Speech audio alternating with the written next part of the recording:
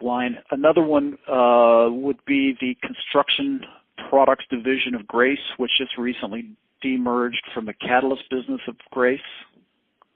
Okay. Is that an American company? I don't know it. Yeah. Grace? Yeah. Grace was a company that had been in bankruptcy for almost 20 years, and they just came out about 3 years ago, and they demerged. They went back IPO, and they demerged into a pure play catalyst business and a pure play building and construction products business, which basically makes materials that go into the production of concrete, roofing materials, and that's where I think something like the Tyvek business might fit nicely. Do you know Umicore? Umicore, the Belgian company? Yeah. Umicore would be similar to Grace's catalyst business, yes. Yeah, okay. No, I was thinking if that would be, because they, I don't know exactly. I don't know their business composition, but maybe they might be interested also in this, although they're not so big, of course. All right. Sorry.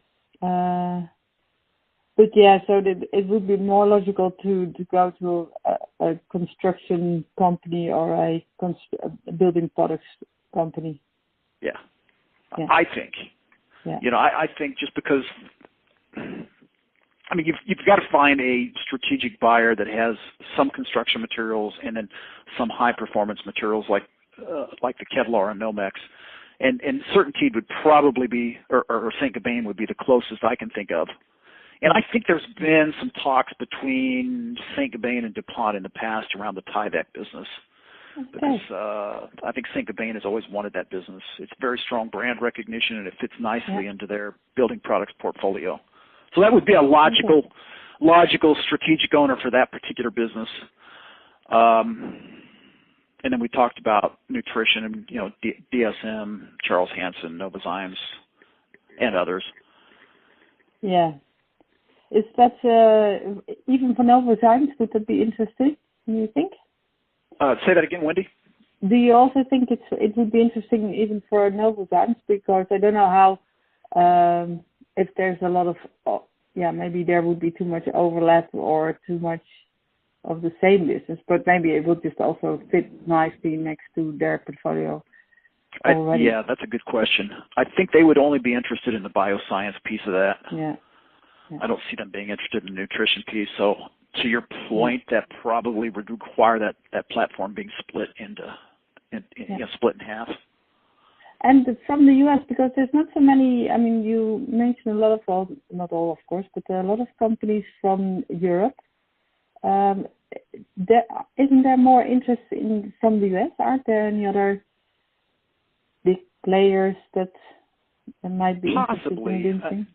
Yeah, I mean, you've got big commodity producers in the food value chain like ADM, Bunge, that might be interested in but they would be more in the agri-business, maybe more. Or although I don't know, that's more maybe nutrition, probably more in the nutrition. Although I could also argue maybe in some of the biosciences because the production of fuels, for instance, from corn sugar requires a lot of enzymes, and ADM has been a big player in that over the years.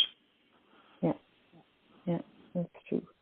I haven't really thought through all the possible strategics, to be honest with you, because most of my interests, if not all, has been more on the part of private equity trying to find angles here. But it's not an infinite number of buyers, by the way. It's a pretty small number of buyers that would have some interest here. But it's also pretty big, so there's not so many opportunities. And that's right. But because it's such a combined business, or there's so many different businesses, I can imagine, given the time span, that the Dow DuPont might be interested in spinning it off to one or two private equity parties to let them solve it with the interested parties.